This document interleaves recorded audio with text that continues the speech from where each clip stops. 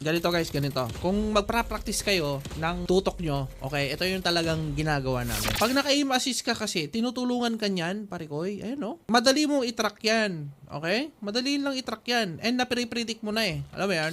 Pero kung naka-turn off yung ano mo, yung aim assist mo, ayan, dito mo makikita talaga yung adjustment mo. Ayan, kung gaano kababa or kabilis yung kailangan mo, parikoy. Kaya dapat, pag nagpa-practice ka ng sensi mo, i-turn off mo yung aim assist. Number 1 yan. Then, practice ka na. Tutok-tutok ka muna ng ganyan, par. Practicein mo. Slide, tutok. Hindi lang puro tutok na ganyan, par.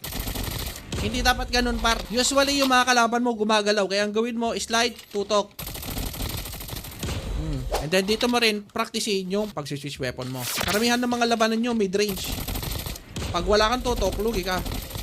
And then, parikoy, di ba? Medyo okay na kamo. Punta ka na sa settings, sisindi mo na yung aim assist mo. Then, mas makapit na yung tutok mo, par. Yan. Diba? Mas makapit na yan.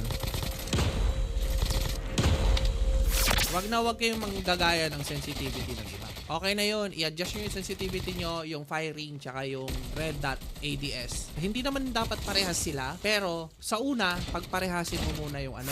ADS sensitivity mo, tsaka yung red dot. Parehas muna yan. Tsaka mo i-adjust yung sa firing. Mas recommend ko na ibaba mo yung firing para konti lang yung pag-adjust mo. Okay? Kung mapapansin mo, sa akin, parikoy, 140 yung ano ko, camera sensitivity ko. 140 sa red dot, 140 sa ADS, no? Sa firing ko, nakita nyo yan, 133, tapos 133 din sa ADS. Kasi pag bumabaril ka, hindi mo kailangan na sobrang bilis naman eh. Kundi, sakto lang para ma-guide mo yung sarili mo. Kaya, mas recommend ko, mas mababa konti yung firing sensitivity.